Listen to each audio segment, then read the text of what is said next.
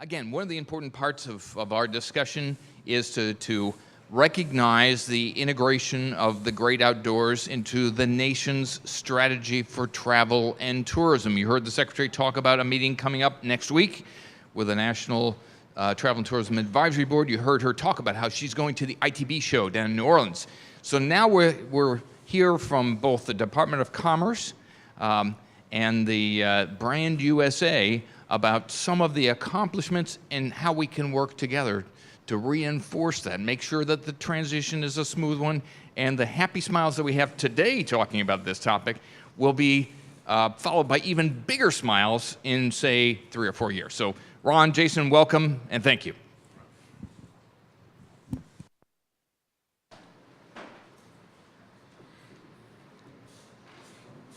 Kip, my first slide, I'll do next. All right. Well, good morning, everyone.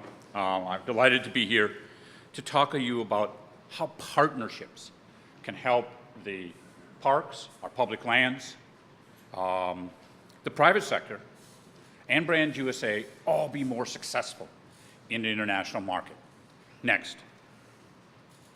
Back in 2012, President Obama charged the Department of Commerce and our Tourism Policy Council to work with Interior and about another dozen federal government agencies to develop a national travel and tourism strategy. That strategy has the 4 overarching goals. Next, please. But what I'm going to talk to you about is the focus on the international market. Since 2012, the federal agencies have been working far more closer together amongst themselves and with the private sector, and then incorporating Brand USA into the promotion of international travel with the goal of generating 100 million international visitors who will spend $250 billion by 2021. Next. The best way, of course, to achieve this goal is through partnerships and working together so that all of the partners here can achieve something more by working together. And what I'm hoping to do today is show you some numbers on why partnerships are important and the benefits of partnerships, and that you can use numbers to justify and to get people excited about being your partner. Next. Our focus at the Department of Commerce is the international travel market. In fact, our office with the Bureau of Economic Analysis, another commerce agency, really define what international travel means to this country.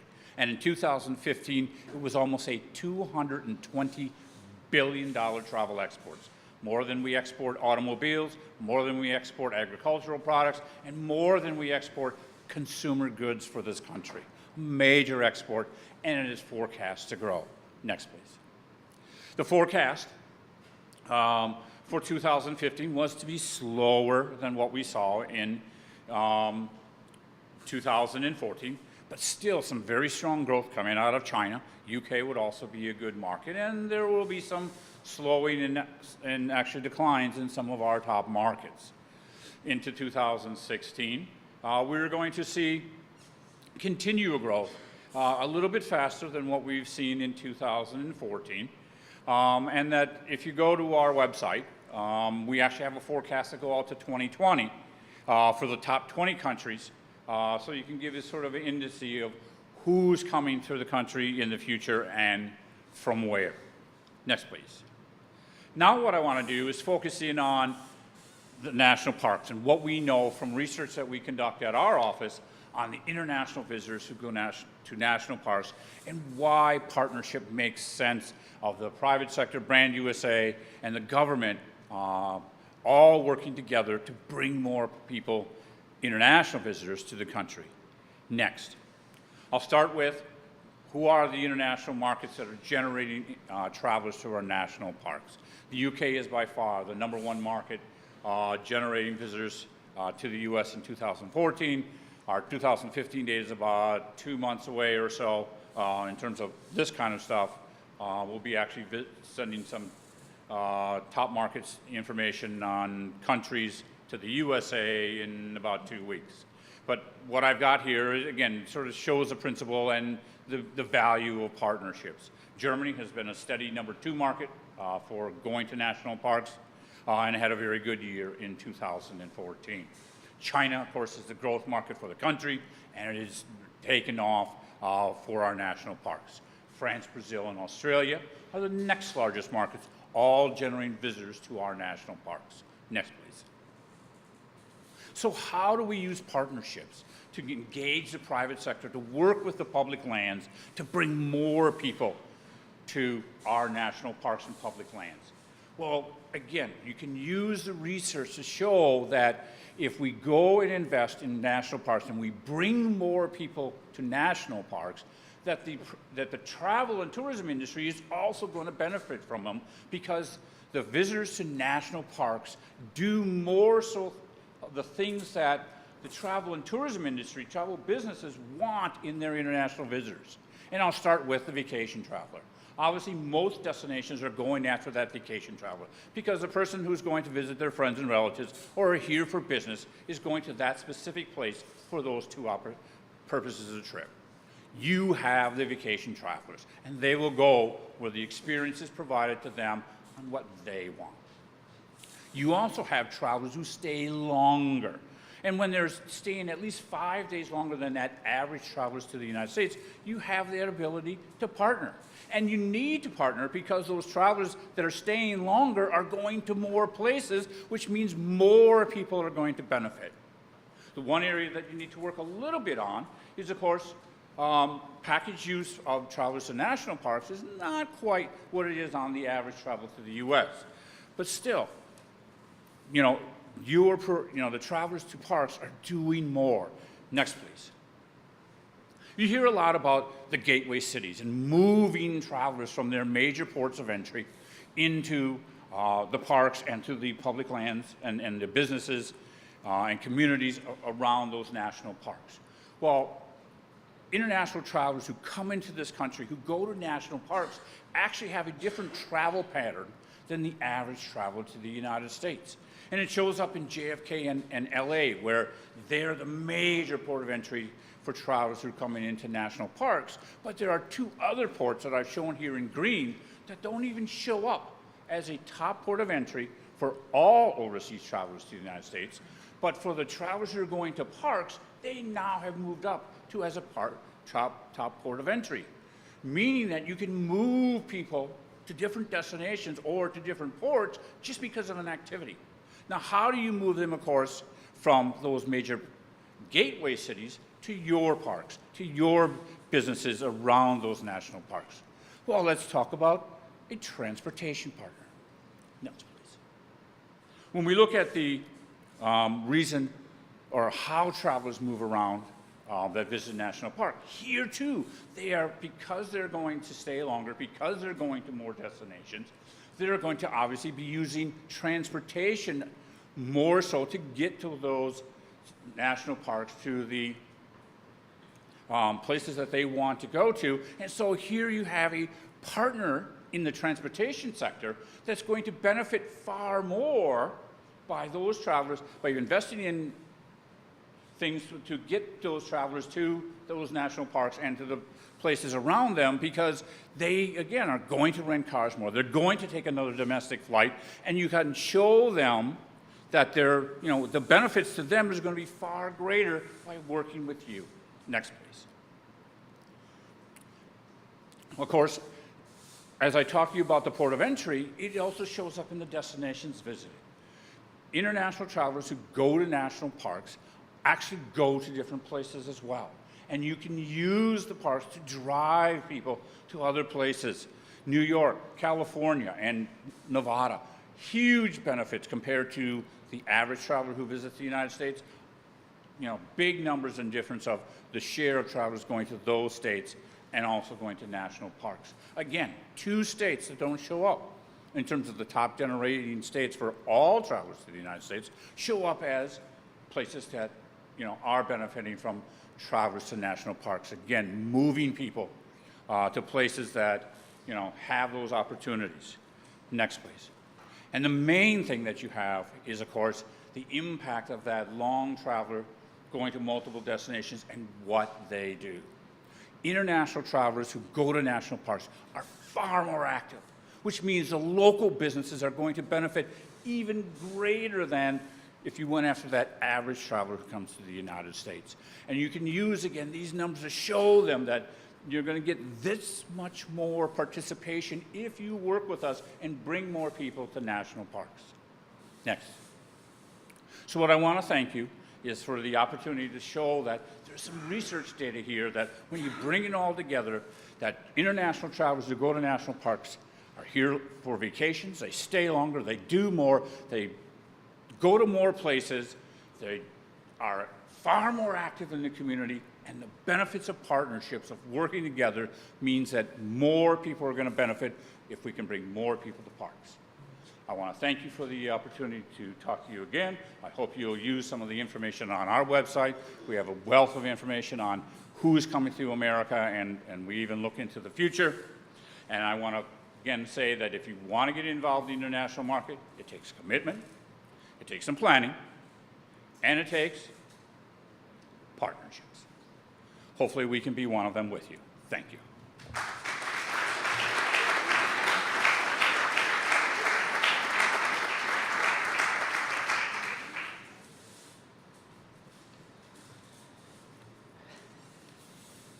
So I'm hoping to give a very quick introduction about Brand USA and then move into our marketing and campaigns and how we're working very closely with all of you all and working to promote the entirety of the United States and, of course, its great outdoors.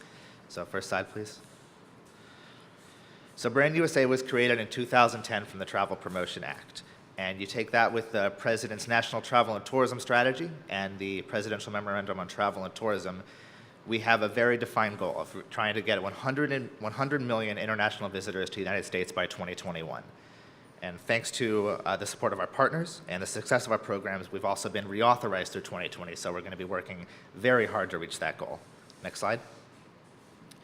So we use the 100 million annual international visitors as sort of our North Star.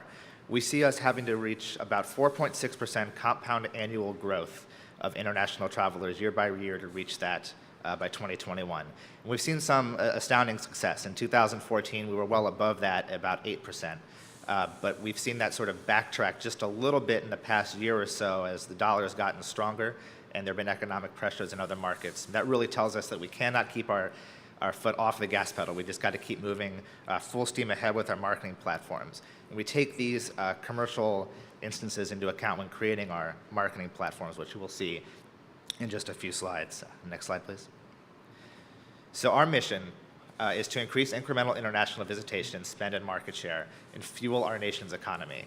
And we try to do this by being the best-in-class national destination marketing organization, truly promoting the entire country, all 50 states, the 5 territories, and the District of Columbia. Next slide. And this is our sort of statement of purpose. We really need to promote everything. It's not just about big cities. It's not about culinary. It's about the whole picture. It's getting people to come here and see all elements of the United States, whether it be the big city element, the culinary, the outdoors, trying to get them to see this as part of one whole vacation, to experience the whole package. And we do this by partnering with destinations, with our friends in the federal government, with all public lands. And we do this to create value, to show international travelers that the United States is truly their next destination. Next slide, please. And these have generated some very good results. Our next year, 2015 results will be publicly available in just a few short weeks, but this is a nice little glance at what we've seen over the past 2 years. Our marketing efforts have seen about 2 million incremental visitors, 6.5 billion in incremental spending by those visitors, and have helped support an average of 50,000 additional jobs each year. Next slide. We've also seen a slight uptick in global long-haul arrivals and market share since around 2011. I won't get too much into the weeds of this, as Ron did a very good job of going through all the data. So next slide, please. Again. So we have a new challenge and a new strategy in front of us for this year. How do we elevate the perception that trips to the United States give travelers more diversity and therefore more value? Next slide. So we're sort of transitioning from a single dimension marketing strategy to a multi-dimensional one. Instead of simply promoting, say, a culinary aspect, an outdoors aspect, or an urban escapes aspect, we're trying to combine it into a multi-dimensional aspect, really combining all the trips to show that there is true value in an all-encompassing trip, showing that their time is worth the money here. You know, when they come and they have an average trip length of about 14 days, we want them to know that they don't need to just see the cities, that there are day trips and longer trips right outside the cities that they can experience and get the full grasp of our true travel experiences. Next slide. You can move on to the next one as well. So this is sort of our bridge strategy here. It's that proximity is in the heart of this expanded positioning and value proposition. Everything really is all within your reach when you come to the United States. Next slide. So as I mentioned, we're a country of vast and diverse experiences and opportunities. And this is where we see our campaign and marketing strategy moving forward. What we're doing is we're trying to show the juxtaposition and the uniqueness of, say, a San Francisco trip coupled with a Redwood National Parks trip, or DC with Shenandoah Valley, or even New York City with some of the amazing national seashores. Next slide. So this is just an example of some of the creative we'll be putting to market in the coming months. These will be going live in all of the markets we currently market in, so about 30 markets worldwide. And it's really to inspire people to come and visit the United States in a way that they've never seen it before. We're trying to give them a different flavor, so to speak. So to say that they can come to a city, but still go out and experience the amazing outdoors, the public lands, and everything the country has to offer. Next slide. And these assets are going to be geo-targeted as well. So if a potential traveler is going online, say from Germany, they will certainly see a different experience for them than, say, the Chinese traveler will. These two markets are a good example, as they both have different ideas of what they want to get out of the United States. So we certainly take that to our advantage and market the United States uniquely to each market around the world. Next slide.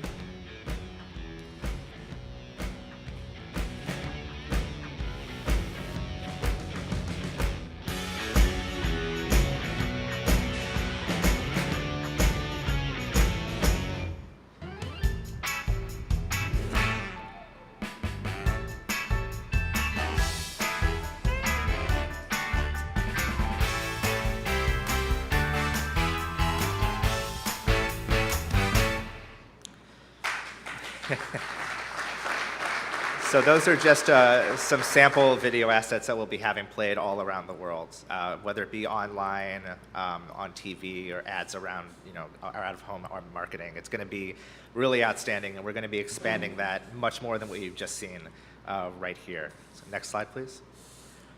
And some of you have probably visited our consumer website, visittheusa.com. We formerly were discoveramerica.com, but we're transitioning more into Visit the USA, really trying to get people to understand that we are a massive, amazing, and diverse place to come and visit. Next slide.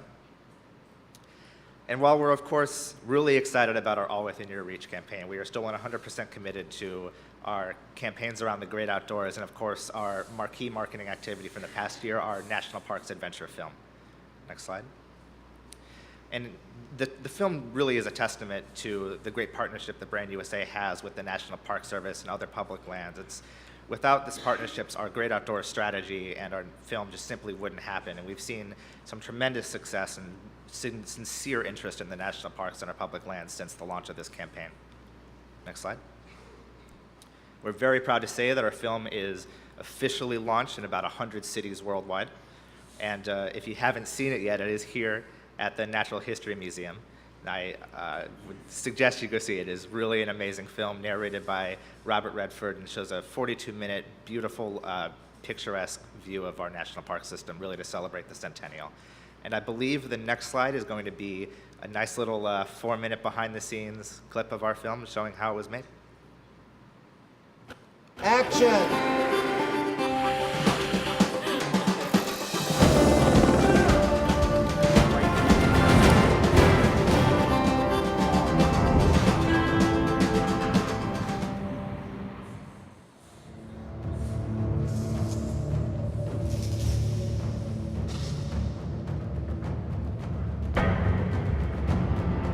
It's the most beautiful ice climbing I've ever seen.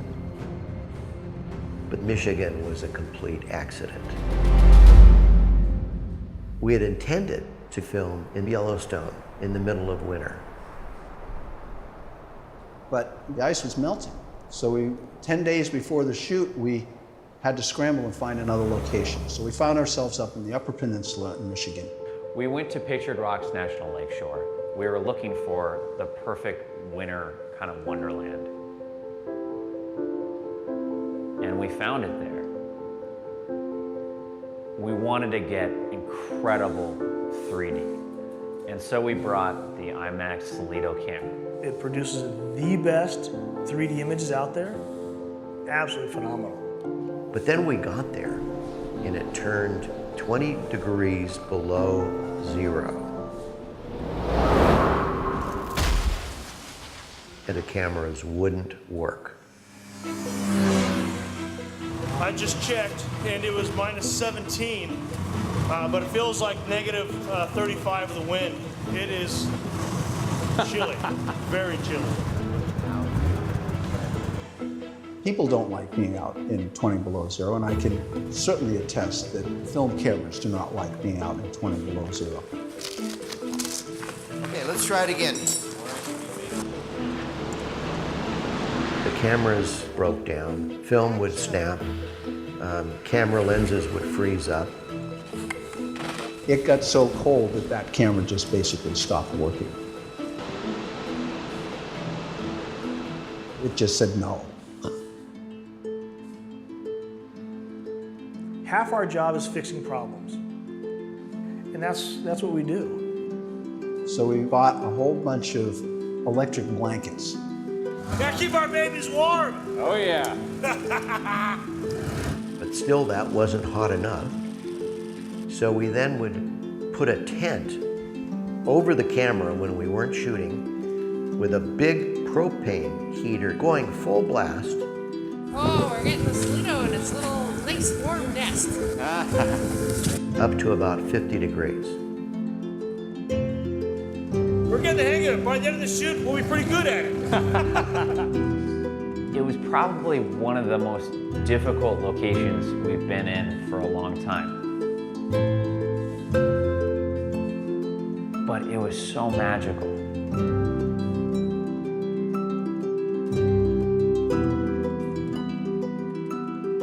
We want to take people to places that they may not ever be able to go to. Really footage that people have never seen before. So diverse and unique. I know those guys are cold.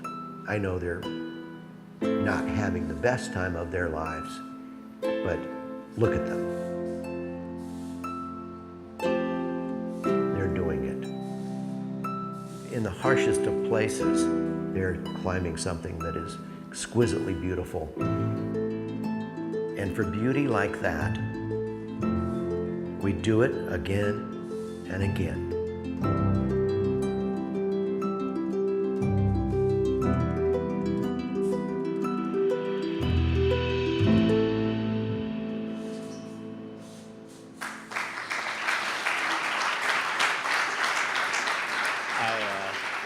I struggle at about 35 degrees above zero, so I couldn't even imagine what they all were going through. But really, that's just an example of how we're trying to tell the story of the United States around the world. And it's what we plan on continuing to do, and it's through these great partnerships that we're able to do it. So thank you all very much.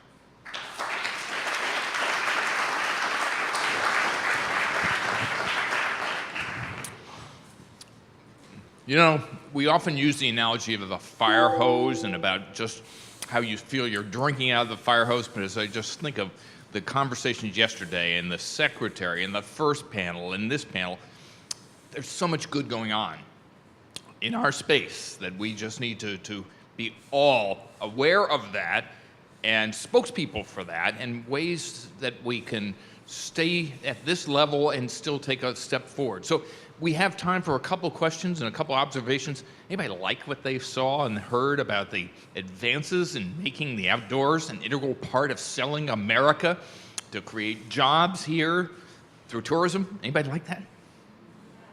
Pretty good. Comments, suggestions, observations, next steps? Remember, this afternoon we're going to be saying, okay, this is a good platform, but how do we go even further? So, Margaret. You've helped us understand the uniqueness of the park or outdoor traveler. We have in this room different agency representatives who represent the tourism side of their agency.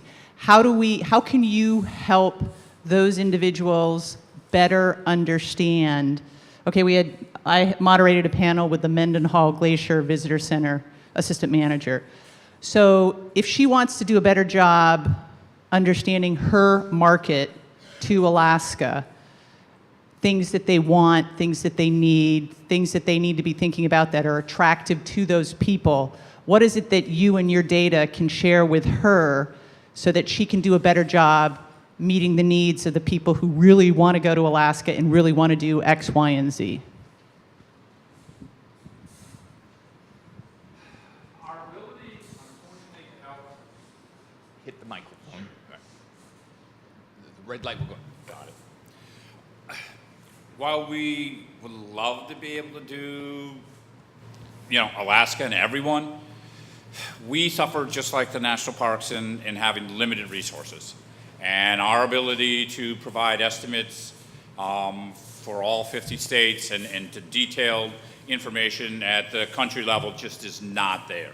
So what we try to focus on is, okay, we know that here's who the top markets are, and we put up 22 different country profiles on our website. We know who's coming to America. If we can't do it to the destination level, we look at the regional level, if they're at least going to the region, and we understand that travelers to the Pacific part of this country, we can again get closer to helping you decide, what's going on and how that, again, I just sort of try to illustrate that travelers who go to parks do more.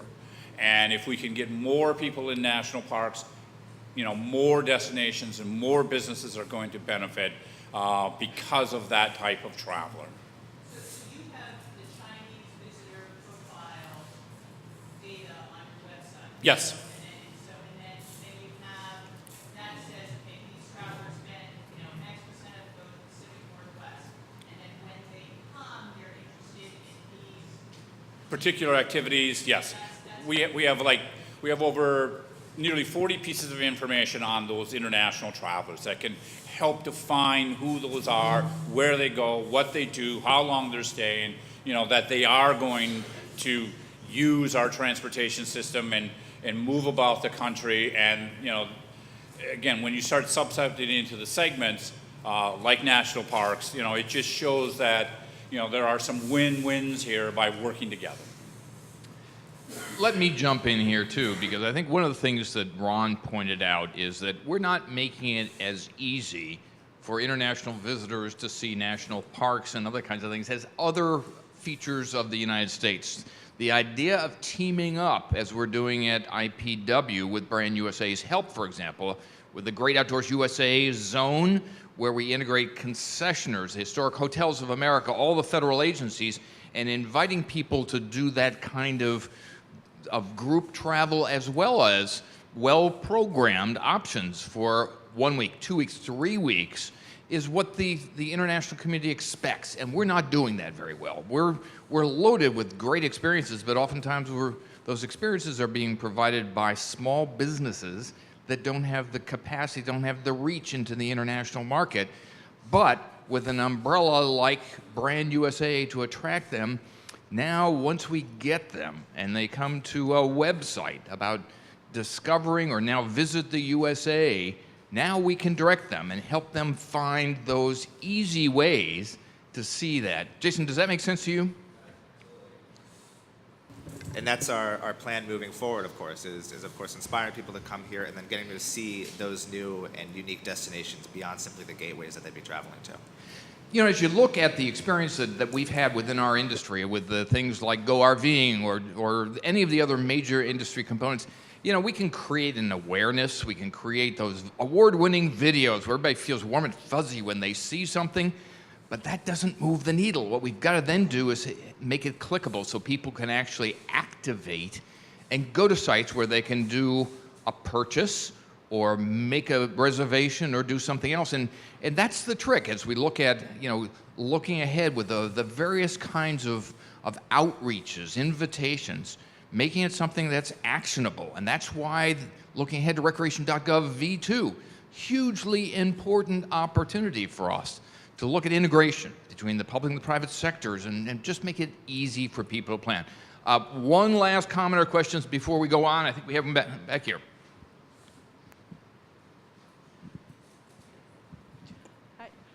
So I was wondering about interest in things like voluntourism and service projects from our international visitors, and if that was a way to mesh up some of the things like recreation.gov and volunteers.gov, and if you've seen any interest there, or if that's something we might want to look into, attracting folks to our public lands to help, contribute somehow to conservation, habitat restoration, citizen science, et cetera, while they're on vacation. I know that's big for U.S. folks going internationally, but I don't know about the other way around.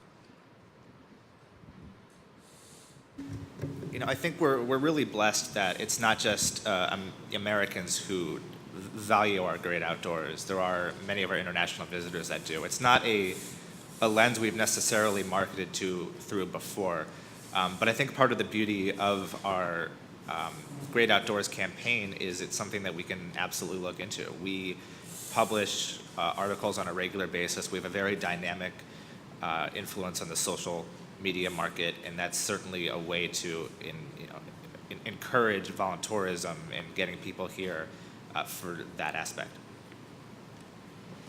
I don't know about anybody else, but I just hate when I'm all ready to launch into another 2 hours of discussion on these topics to have somebody be a bad guy and say, well, we're now moving on, but we're going to have to. The fortunate thing is that we're going to have access to Jason and Ron. They'll be with us through the break and on, but this is a dialogue that's going to take months to continue to focus on the transition in 2017. Let me invite you to join me in thanking them for what they brought to us this morning.